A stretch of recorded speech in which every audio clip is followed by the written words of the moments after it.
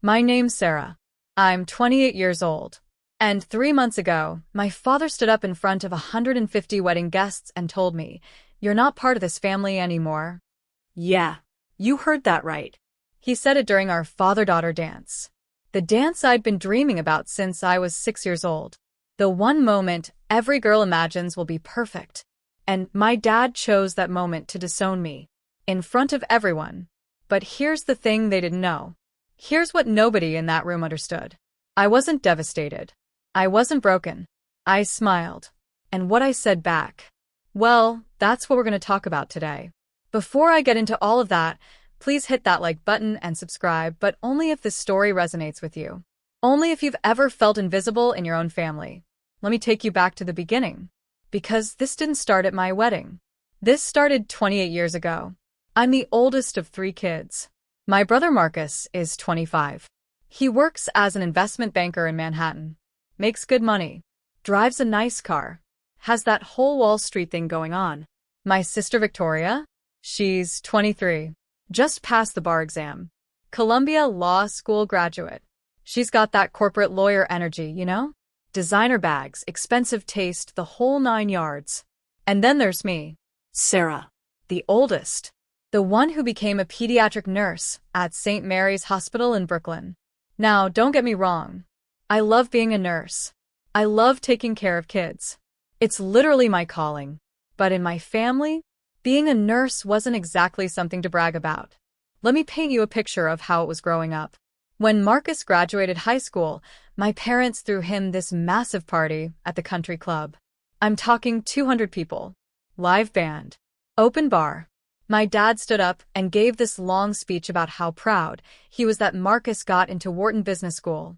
How his son was going to be this big-shot businessman someday. The whole thing cost 15 grand. $15,000 for a high school graduation party. 2 years later, Victoria graduated. Same deal. They rented out this fancy Italian restaurant. Invited everybody they'd ever met. My mom literally cried tears of joy when Victoria announced she got accepted to Columbia Pre-Law. They dropped another $12,000 on that party. You want to know what I got when I graduated high school? Cake. At home. Just the 5 of us sitting around the kitchen table. And here's the kicker. I graduated valedictorian. 4.0 GPA. Got a full scholarship to nursing school. But my dad just looked at me and said, "Well, nursing school's a practical choice, Sarah. Not everyone can be a doctor or a lawyer." Practical. That's the word he used.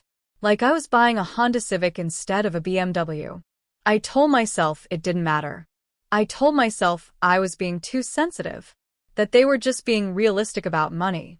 But looking back now, the signs were always there. During family dinners, especially when my parents had friends over, they'd introduce Marcus as our son, the investment banker. Victoria was our daughter, the attorney. Me? I was Sarah. She helps out at the hospital. Helps out. Like I was volunteering or something. Like I didn't have a nursing degree and a state license. This wasn't just once or twice. This was every single time. When I bought my first car, a used Toyota that I saved up for by working double shifts, my mom said, "Oh, that's nice, honey." Then she immediately spent the next hour talking about how Marcus was thinking about leasing a Mercedes. When I got accepted into this specialized pediatric critical care program, and I'm talking top 2% of applicants nationwide, only 15 nurses selected, my dad said, "That's great, sweetie," and then changed the subject to Victoria's mock trial competition. It was like nothing I did mattered.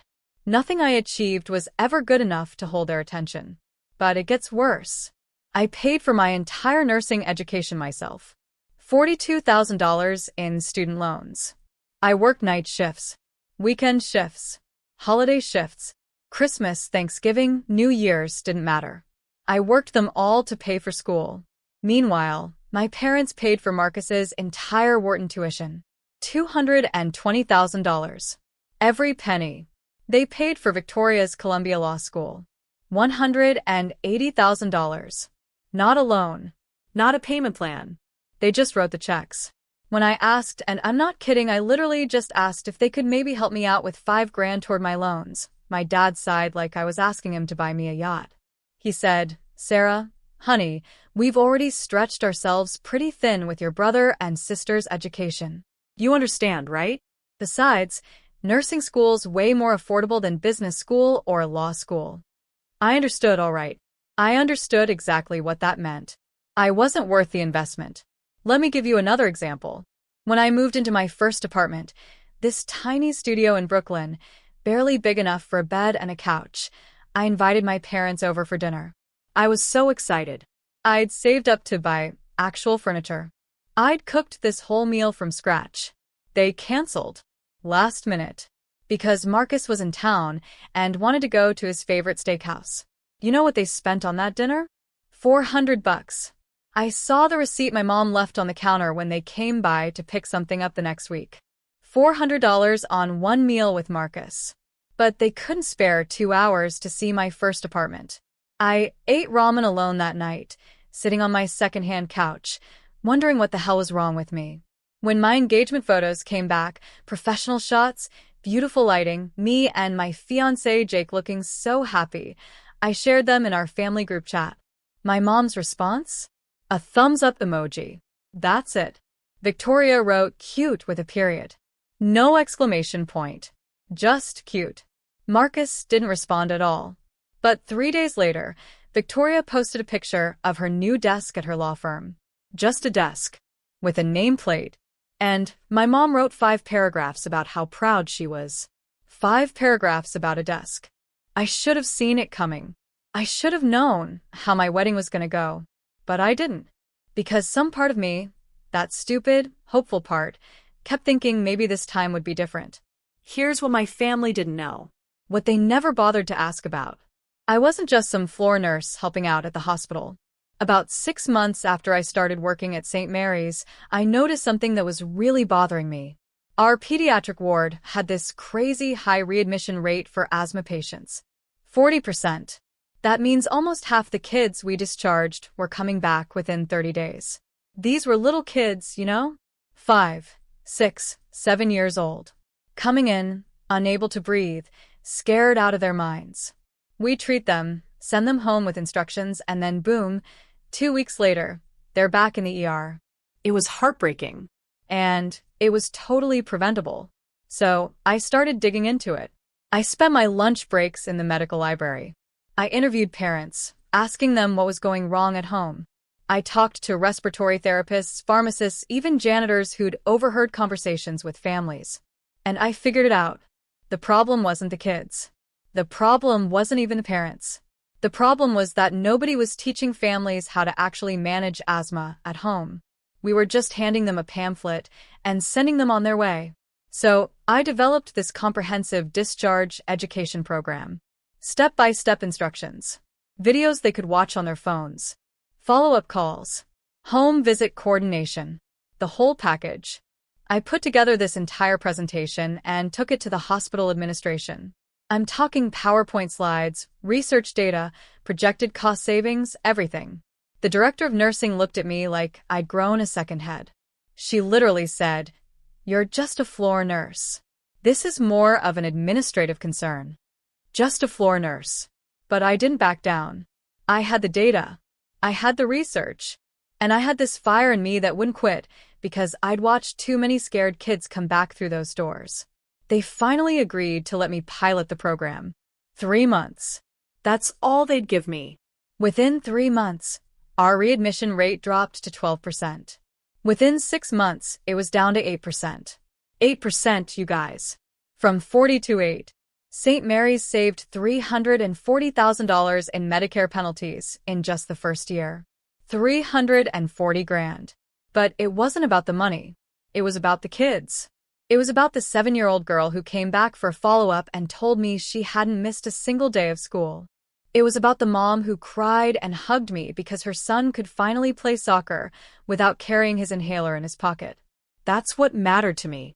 The hospital administration noticed, obviously. But so did the New York State Department of Health. They invited me to present at their annual healthcare conference. My program became a model case study. Hospitals across the state started reaching out, asking how they could implement it. Then I got the Excellence in Pediatric Nursing Award from the New York State Nurses Association. Top honor in the state. It came with a $10,000 grant to keep developing the program and a feature article in Healthcare Innovation magazine. Did I tell my family about any of this? Nope. Why not? Because every single time I'd try to share something about my work, even something small, they'd nod politely and change the subject. After a while, I just stopped trying. I stopped sharing. I let them keep thinking I was just a regular floor nurse who helped out. Meanwhile, my patient satisfaction scores were consistently 98% or higher. Parents requested me by name. Some wrote letters to the hospital CEO thanking them for my care. One mom told me I didn't just save her daughter's life medically, I saved it emotionally. She said I made her daughter feel seen and heard in a way nobody else ever had. And man, that hit different. Because I knew exactly what that felt like. Being invisible. Not being seen or heard. My program ended up getting implemented in 23 hospitals across New York. Then New Jersey hospitals started calling. Then Connecticut. I was getting invited to speak at nursing conferences all over the Northeast. I was consulting with hospital systems, helping them set up their own programs. And here's the thing about all that consulting work, it paid really well. My starting salary as a nurse was $58,000 a year. After my program took off and I got promoted to nurse educator and program director, that jumped to $89,000. Plus consulting fees that brought in another $25,000 annually. I was making $114,000 a year. More than Marcus made in his first 3 years as an investment banker. But my parents still introduced me as Sarah. She works at a hospital. Not Sarah, the award-winning pediatric nurse. Not Sarah, who developed a program that's being used across 3 states. Just she works at a hospital. Like I was a receptionist or something. Not that there's anything wrong with being a receptionist, but you know what I mean. I could have told them. I could have corrected them. But honestly, at some point I just stopped caring. I stopped needing their approval. I had kids and parents who appreciated me. I had colleagues who respected me. I had a program that was saving lives. I didn't need my dad to tell me I was doing something worthwhile. Or at least, that's what I told myself. Have you ever been the invisible child? The one who was always overlooked no matter what you accomplished? Drop a comment and let me know. You're not alone in this. 8 months before my wedding, Jake and I announced our engagement at Christmas dinner. Jake's amazing, by the way. We met at the hospital. He's a pediatric physical therapist. He works with kids who have mobility issues, helping them learn to walk, run, play. He's patient, kind, and he actually sees me. Like, really sees me. Not the version of me my family wants. Just me. When we announced the engagement, Marcus said, "Congrats, I guess," without even looking up from his phone. Victoria said, "Oh, that's great. When's the date?" But then immediately started talking about some case she was working on. My mom said, "How nice," and then asked Marcus about his new apartment in Tribeca. My dad didn't say anything. He just nodded and kept eating his prime rib. That was it. That was the reaction to my engagement. But whatever. I was used to it by then. 6 months before the wedding, Jake and I sat down with my parents to talk about costs. Traditionally, the bride's family contributes something toward the wedding, right? We were paying for most of it ourselves, but we figured we'd at least ask. "So, Dad," I said, "we've been working on the budget and the venue's running about $18,000. Catering's another $12. We were wondering if maybe you guys could help out with, like, $10,000? Jake's parents are contributing $8. My dad put down his coffee cup and sighed. Like I just asked him to donate a kidney. "Sarah, honey, that's a lot of money. We're still helping Marcus with his apartment deposit. And Victoria's studying for the bar. We're covering her living expenses while she does that." "Dad, this is my wedding. My only wedding. You spent $15,000 on Marcus's high school graduation party." My mom jumped in. "That was different, sweetie. That was a celebration of him getting into Wharton. And this is a celebration of my marriage." "Don't be so dramatic, Sarah," Victoria said, scrolling through her phone. "They're just trying to be practical." There was that word again. Practical. I left that conversation with a check for $3,000 and a lecture about fiscal responsibility and being realistic about what we could afford. $3,000 for my wedding, while they were actively paying Marcus's rent and Victoria's expenses. But it got worse. 3 months before the wedding, my parents called me. They needed to discuss wedding logistics. Sarah, we need to talk about the guest list, my mom said. Okay, what about it? Well, your father's business partners will be attending. The Hendersons, the Blackwells, the Montgomerys. These are very important people in your father's professional circle. We need to make sure everything is appropriate. Appropriate? Mom, you've seen the venue. You approved the menu. Everything's elegant and tasteful. My dad cleared his throat. It's not just about the venue, Sarah. It's about how you present yourself. How you present us. I felt something crack inside my chest. How I present you. You know what we mean, sweetheart. You work at a hospital. That's wonderful. We're proud of you. But these people, they have certain expectations. When they ask what you do, maybe you could mention that you're in healthcare administration. It sounds more professional. I couldn't believe what I was hearing. You want me to lie? About my job? At my own wedding? We're not asking you to lie, my mom said quickly. We're just suggesting you emphasize the management aspect of your role, the administrative side. I'm a nurse, Dad. I'm proud to be a nurse. I'm an award-winning nurse who developed a program that's being used in 24 hospitals. Why isn't that good enough for you? Nobody's saying it's not good enough, my dad said, his voice getting that sharp edge. We're asking you to be mindful of how you represent this family. Is that really too much to ask? You want me to hide what I do because you're ashamed of me? That's not. No, that's exactly what this is. You're ashamed that your daughter's a nurse.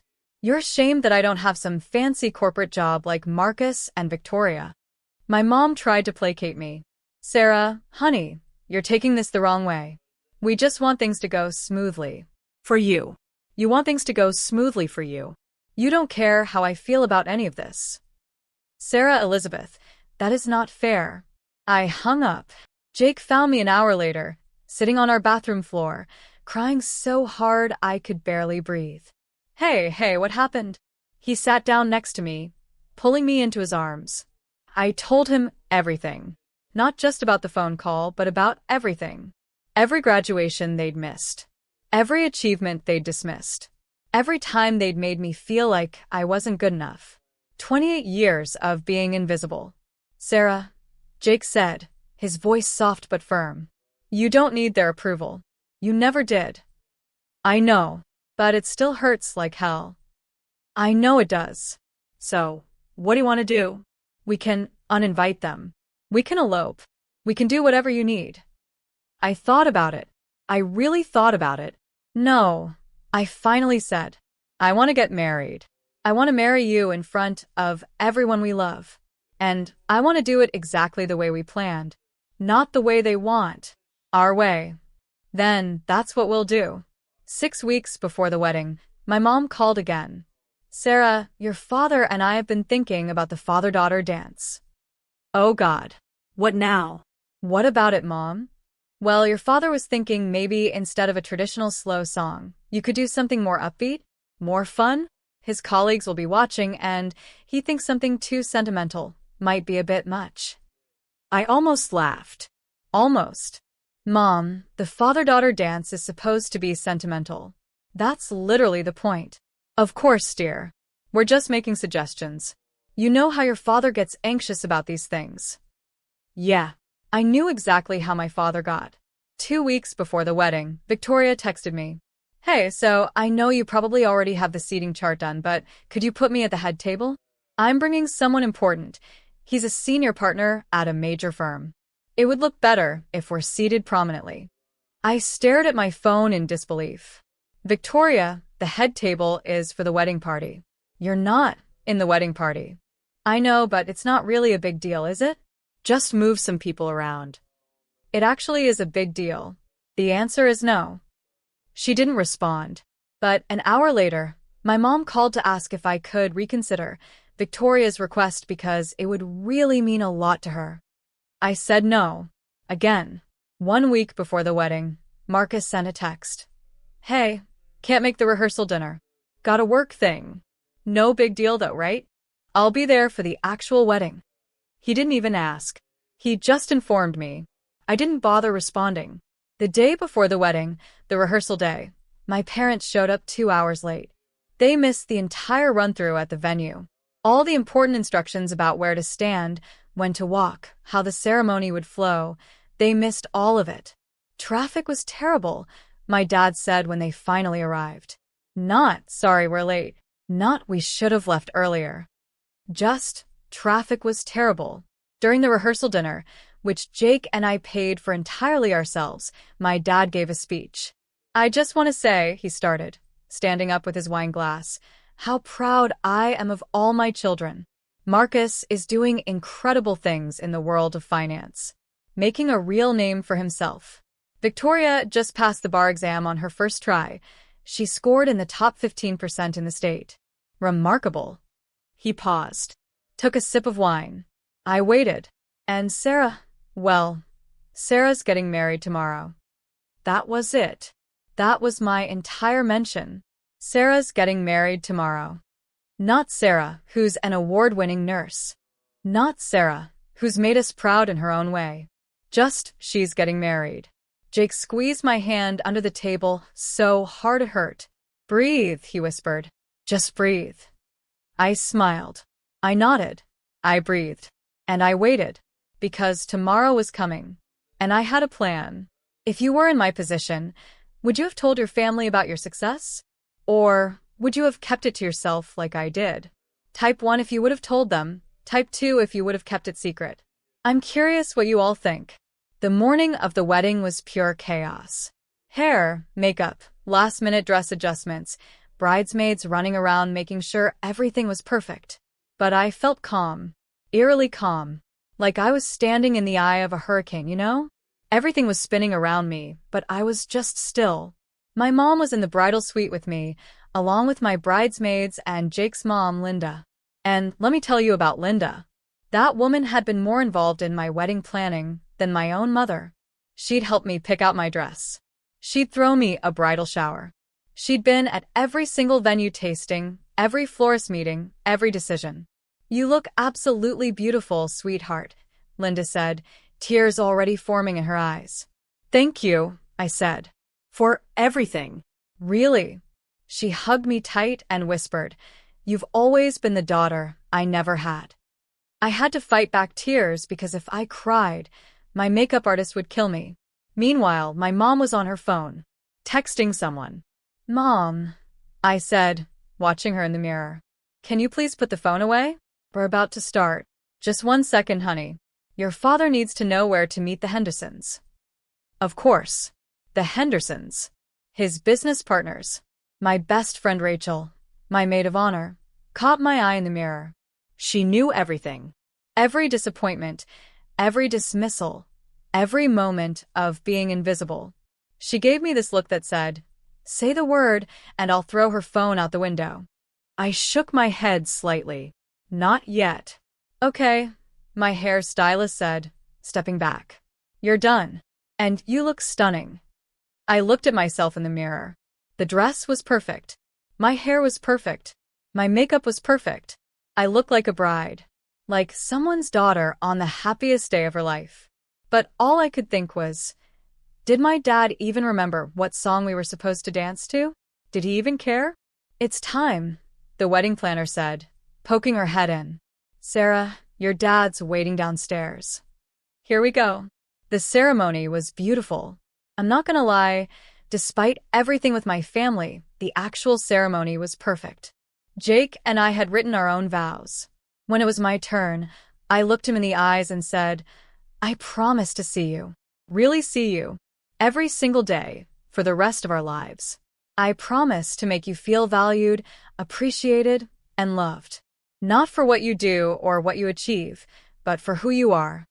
Jake's eyes got all red and watery. He knew why those words mattered.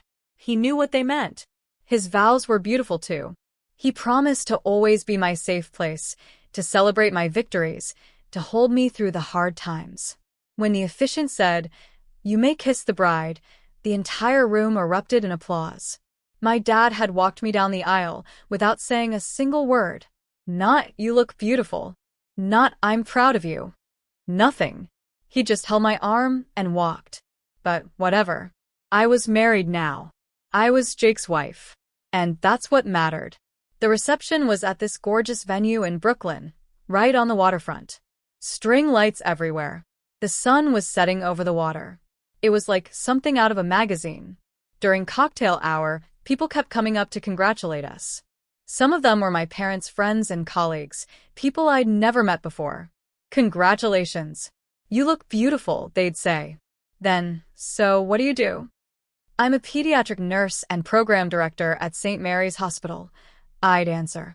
And almost every single time, they'd look surprised. Oh. I thought, "Well, your parents mentioned you were in healthcare administration." I am in healthcare administration. I run a pediatric education program. But I'm a nurse first. That's what I do. You could see them processing it, trying to figure out why my parents had been vague about my actual job. Around 7 o'clock, right before dinner service was supposed to start, I saw someone walk in who made my heart skip a beat. Dr. Patricia Morrison, the CEO of St. Mary's Hospital Network. My boss's boss's boss. I'd invited her months ago, but I honestly didn't think she'd come. She's incredibly busy, running a hospital network with 7 facilities and over 2,000 employees. She spotted me near the head table and walked over with a huge smile. "Sarah, congratulations, honey." "Dr. Morrison. Oh my God, thank you so much for coming. I can't believe you made it. Are you kidding? I wouldn't miss this. You're one of my stars." She gave me a big hug. "And I have news." "News?" "The board met yesterday. Your asthma program has been so successful that we're expanding it system-wide. All 7 hospitals in our network. And we want you to oversee the entire implementation." My mouth literally fell open. "We're creating a new position, Director of Pediatric Education. It comes with a significant promotion. The salary's $135,000, plus a comprehensive benefits package and a performance bonus structure that could bring you up to $160,000. I couldn't speak. I literally couldn't form words. "Sarah? Did you hear me?" Yes. Yes, I heard you. $160,000. You've earned it, sweetheart. Your program has saved our hospital system over $1.2 million in penalties and improved outcomes for thousands of kids. The board wants to make sure you know how valued you are." I felt tears starting to form. "Thank you. Thank you so much." "Thank me by saying yes." Yes. Absolutely yes. 1,000 times yes. She hugged me again. "Congratulations on everything, Sarah. The wedding, the promotion, all of it. You're going to do incredible things." As she stepped back, I realized someone was standing about 10 feet away, frozen in place. My dad. He'd heard everything. Every single word. His face had gone completely pale. Dr. Morrison noticed him and smiled. Oh. "You must be Sarah's father." She extended her hand. Patricia Morrison, CEO of St. Mary's Hospital Network. My dad shook her hand, looking like he'd just been hit by a truck. David Chun. You're Sarah's boss." Was her boss. Now we're colleagues. She's being promoted to director level. She'll be the youngest director in our hospital system's history, actually. Dr. Morrison beamed with pride. "You must be so proud of her." Yes. Of course. The program she developed is groundbreaking. We've had inquiries from hospital systems in 3 states wanting to implement her model. She's speaking at the National Pediatric Nursing Conference in Chicago next month. It's being chaired by the Surgeon General's office. Did she tell you? No. She didn't mention it. Well, she's humble. But she shouldn't be. What she's accomplished in 3 years. Most nurses don't achieve that in an entire career. You raised an incredible daughter, Mr. Chen.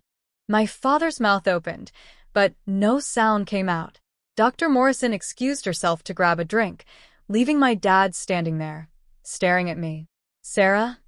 Not now, Dad. They're about to announce the first dance. Okay, before we get to what happened during that father-daughter dance, would you have confronted your father in front of 150 wedding guests? Or would you have waited until after?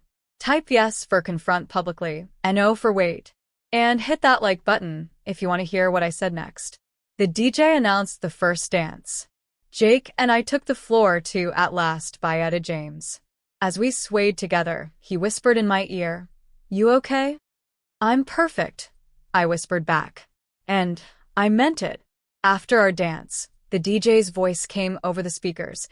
And now, we invite the bride and her father to the dance floor for the father-daughter dance. This was it. I walked toward my dad.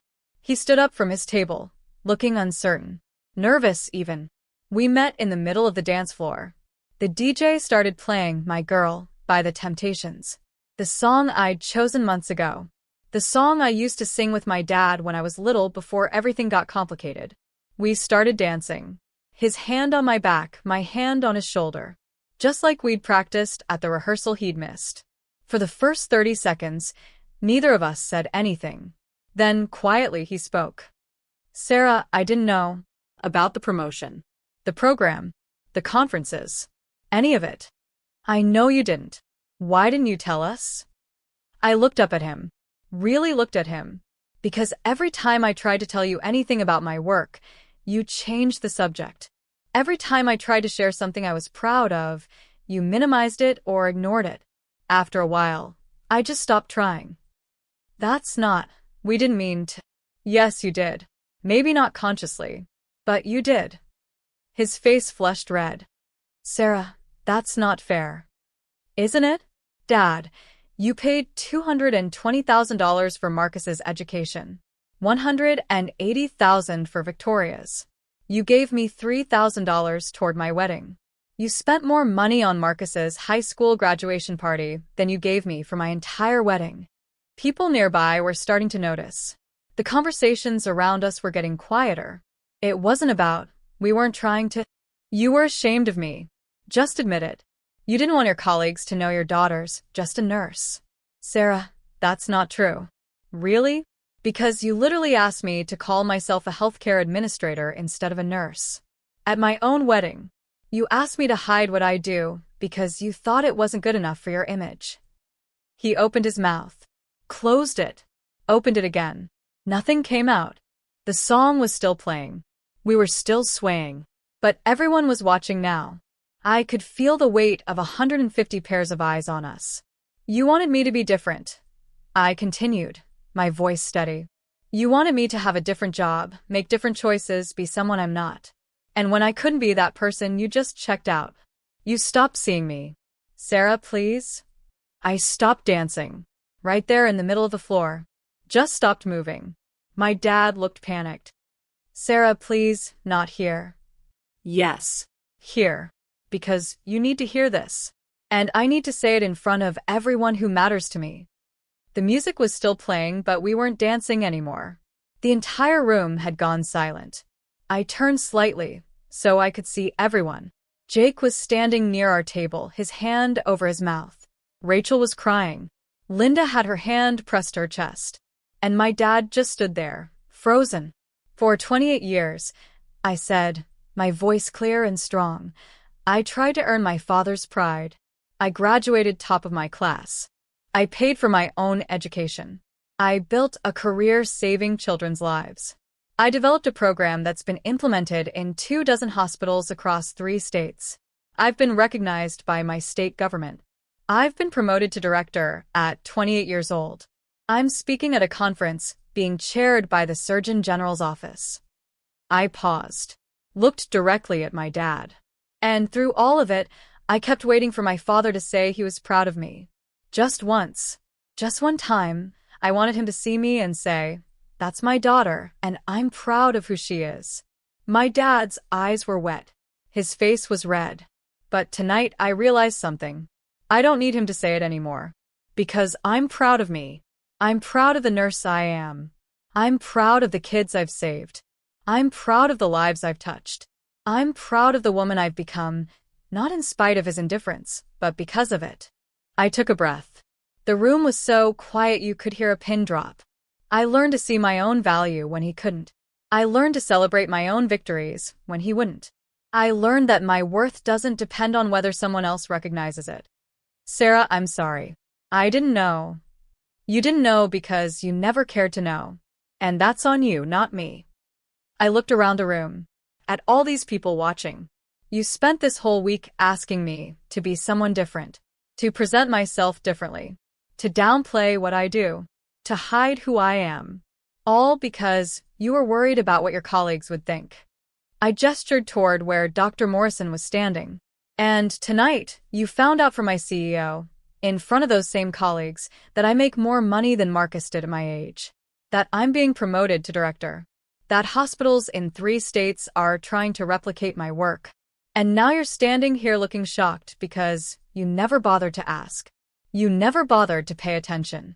I'm sorry, he said, his voice breaking. I'm so sorry. You told me I needed to be more practical about my wedding, that I should scale back.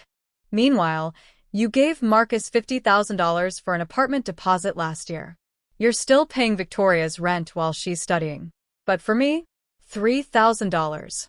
Because apparently, my wedding wasn't as important as their comfort. My mother had stood up from her table. Her face was bright red. So here's what's going to happen, I said. We're going to finish this dance because 150 people are watching and I'm not going to give you the satisfaction of making a scene. We're going to smile for pictures.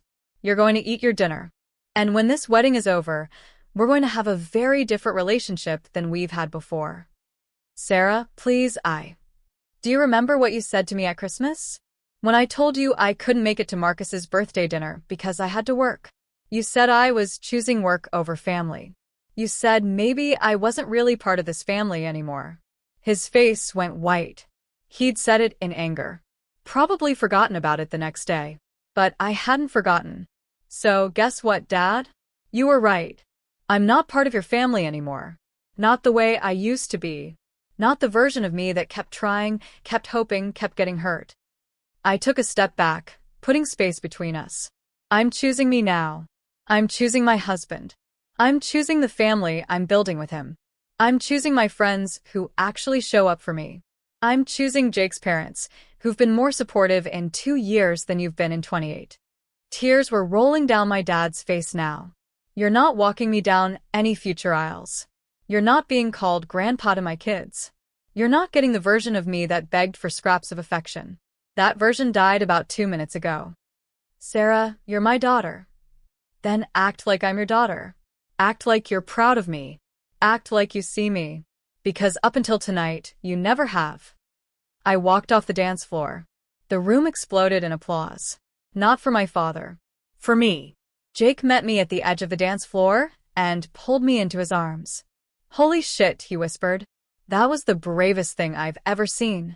Rachel was full on sobbing. Linda came over and hugged me without saying a word, just held me tight. The DJ, bless him, read the room perfectly and transitioned into an upbeat song. People started moving again, talking, trying to return to normal. But nothing was normal anymore. Everything had changed. My dad stood alone in the middle of the dance floor for almost a full minute before my mom came to get him. Have you ever had to set boundaries with family members who didn't value you? Share your experience in the comments. Let's support each other. You deserve better. The rest of the reception was honestly incredible. Once the shock wore off, people started coming up to me all night. You're my hero. A woman I'd never met said. Turned out she was one of my dad's colleagues' wives. I wish I'd had that kind of courage with my family. Thank you for saying what so many of us have felt, another guest said.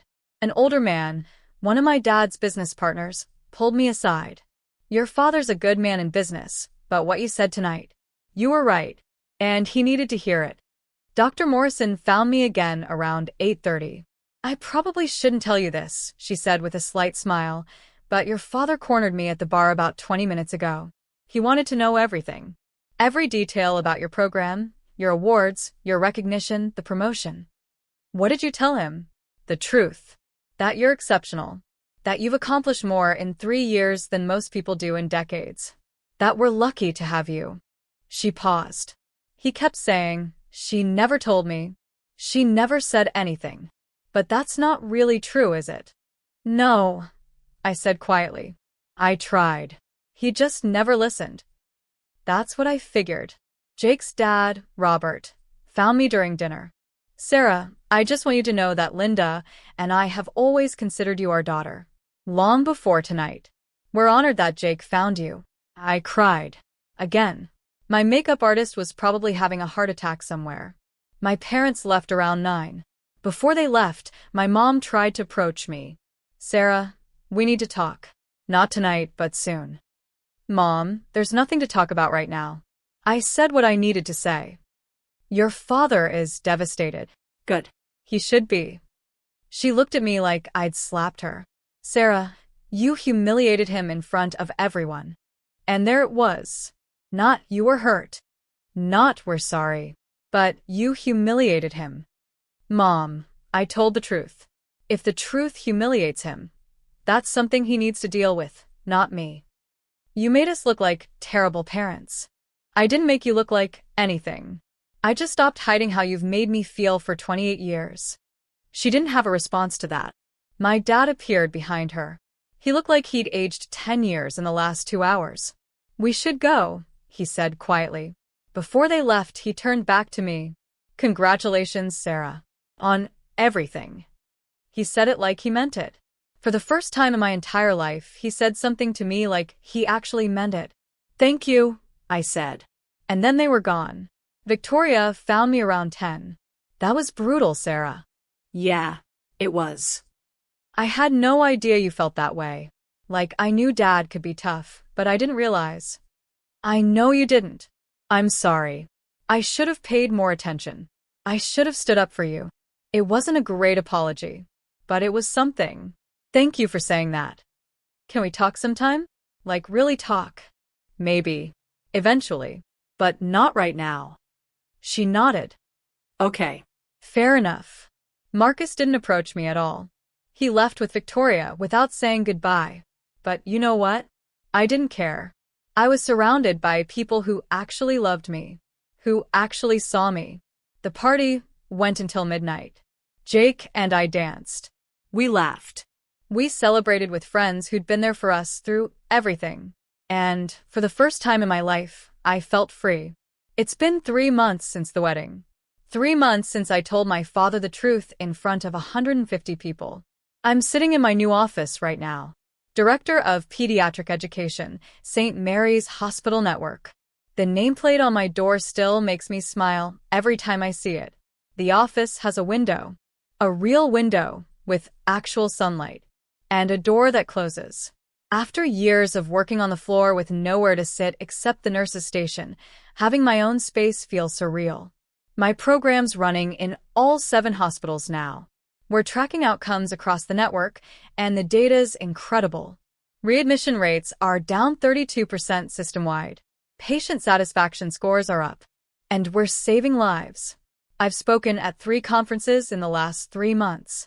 The National Pediatric Nursing Conference in Chicago was incredible, over 2,000 attendees. Standing room only for my presentation. Afterwards, nurses lined up to talk to me, to ask questions, to share their own stories. A nursing textbook company reached out last month. They want to include a whole chapter on my asthma discharge program in their next edition. My work's going to be taught in nursing schools across the country. And that documentary I mentioned? The one about healthcare innovation? They started filming last week. My segment's going to focus on how frontline nurses can drive systemic change. My first performance bonus came through. 25 grand. Jake and I used it as a down payment on a 2-bedroom apartment in Brooklyn. Exposed brick walls, hardwood floors, morning sunlight that streams through these huge windows. It's perfect. We're talking about starting a family in a couple years. Maybe sooner. We'll see. As for my parents, we haven't spoken since the wedding. My mom's texted a few times. Usually something like, "We need to process what happened," or "Your father wants to find a way forward." I haven't responded. Maybe I will eventually. Maybe I won't. Victoria and I have had coffee twice. It's awkward, but she's trying. She told me she didn't realize how differently our parents treated us until she heard me say it out loud. I always thought they were just easier on me because I was the youngest, she said. I didn't realize it was that bad. I believe her. Sort of. She genuinely didn't see it, because she never had to. Marcus sent one text 2 weeks after the wedding. I'm sorry, I wasn't a better brother. That was it. I responded with, thank you. We haven't talked since. But honestly, I'm okay with it. I've built something better than what I had. Jake and I host dinner parties now. Every other Sunday, our apartment's full of friends, laughter, good food. Rachel comes over. Jake's parents visit twice a month. Dr. Morrison and I have coffee every few weeks to talk about the program expansion. I have a team now. 3 nurses working directly under me, helping implement the program across the network. They're brilliant, dedicated, passionate. And I make sure every single day that they know they're valued, that I see their work, that they matter. Because I know what it's like to be invisible. And I never want anyone on my team to feel that way. Last week, a mother stopped me in the hospital hallway. Miss Sarah, do you remember me? You took care of my son 2 years ago. Severe asthma. Of course I remember, I said. How's he doing? He hasn't been back to the hospital once. Not once in 2 years. The plan you gave us, the education program, it changed our lives. He's playing baseball now. He made the travel team. She hugged me right there in the middle of the hallway, crying happy tears. That's what matters. Not my father's approval. Not my family's recognition. But that mom's hug. That kid playing baseball. The lives that are better because of the work I do. I choose me. I choose the life I built with my own hands, my own determination, my own heart. I choose my husband, who sees me every single day. I choose my friends, who show up when it matters. I choose the family I've created, not the family I was born into. And I'm finally, truly, completely proud of who I am. Not because anyone told me I should be, but because I know my own worth. Let me talk for a minute about what was really happening in my family. Because this isn't just my story. This is a pattern that plays out in families all over the world. What I experienced is called the scapegoat role in family systems theory. It's when one child in a family is consistently overlooked, dismissed, or treated as less important than their siblings. The scapegoat works harder, achieves more, tries desperately to earn approval that never comes, no matter what they accomplish. My parents' love was conditional. It was based on whether I met their specific standards of success. And those standards were different for me than they were for Marcus and Victoria. When I became a nurse instead of a lawyer or a doctor, I didn't fit their vision of success. So, I didn't receive the same investment, celebration, or recognition. There's also something called parentification, when a child takes on adult responsibilities, including managing their parents' emotions. I spent years trying not to cause problems, trying to be easier than my siblings, trying to manage my parents' feelings about my career choices. That's not a child's job. That's not anyone's job. Here's what I want you to understand. Setting boundaries isn't betrayal. Choosing yourself isn't selfish. Your worth isn't measured by whether your family can see it. You are allowed to walk away from relationships that diminish you, even family relationships. You are allowed to build a new family with people who choose you, see you, value you. You are allowed to be proud of yourself, even when the people who should be proudest don't show up. Family isn't just about blood. Family is about showing up. Family is about seeing each other. Family is about choosing each other every single day. If you've ever been the invisible child, the overlooked sibling, the one who had to pay your own way while watching your family fund everyone else's dreams, I see you. You're not too sensitive. You're not dramatic. You're not wrong for feeling hurt. You deserve to be celebrated. You deserve to be valued. You deserve to be chosen first. And if your biological family can't do that for you, then build your own family. Find your people. Create the life you deserve. Because your value doesn't depend on whether anyone else recognizes it. It just is. You just are. And that's enough. The final message. Your worth isn't measured by your family's approval. You are enough exactly as you are. Thank you for being here until the very end. If this story resonated with you, please like this video, subscribe to the channel, and share your story in the comments. Remember, you deserve to be chosen first too. Let's build a community of people who know their worth. You're not alone.